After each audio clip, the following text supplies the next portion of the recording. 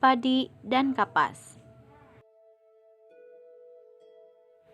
Masih ingatkah dengan padi dan kapas yang tertera di dada burung Garuda yang menjadi lambang akan sila kelima Pancasila, yakni keadilan sosial bagi seluruh rakyat Indonesia? Padi dilambangkan sebagai pangan karena padi menghasilkan beras yang menjadi makanan pokok masyarakat Indonesia. Sementara kapas melambangkan sandang, sebab kapas merupakan salah satu bahan utama dalam pembuatan pakaian. Bila disimpulkan, padi dan kapas dapat diartikan sebagai kebutuhan pokok seluruh masyarakat Indonesia, tanpa melihat status dan golongan. Padi dan kapas melambangkan persamaan tanpa kesenjangan. Yudi Latif dalam Negara Paripurna, Historisitas, Rasionalitas, dan Aktualitas Pancasila berpendapat bahwa sila keadilan sosial, yaitu sila kelima, merupakan perwujudan yang paling konkret dari prinsip-prinsip Pancasila. Sila kelima adalah satu-satunya sila dalam Pancasila yang dilukiskan dalam pembukaan Undang-Undang Dasar atau UUD 1945 dengan menggunakan kata kerja mewujudkan suatu keadilan sosial bagi seluruh rakyat Indonesia. Prinsip keadilan adalah inti dari moral ketuhanan, landasan pokok kemanusiaan, simpul persatuan, dan matra kedaulatan rakyat. Dengan kata lain, keadilan sosial merupakan perwujudan sekaligus cerminan imperatif etis keempat sila dalam Pancasila lainnya.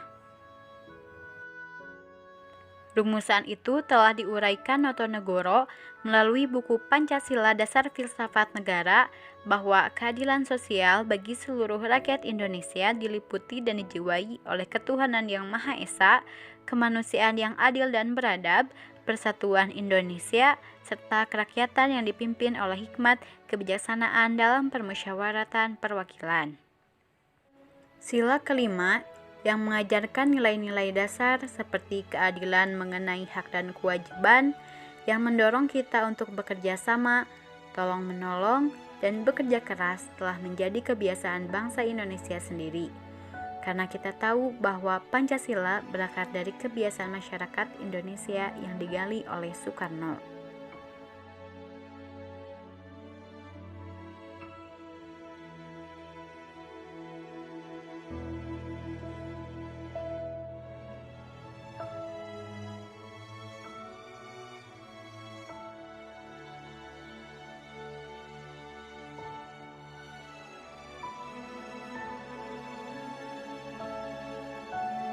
Berdasarkan Kamus Besar Bahasa Indonesia, keadilan berasal dari kata adil, artinya sama berat, tidak berat sebelah, tidak memihak, berpihak pada yang benar, dan tidak sewenang-wenang.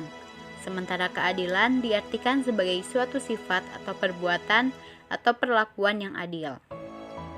Sedangkan menurut Thomas Aquinas, seorang filsuf hukum alam, membedakan keadilan dalam dua kelompok. Pertama, keadilan umum, yakni keadilan menurut kehendak undang-undang yang harus ditunaikan demi kepentingan umum.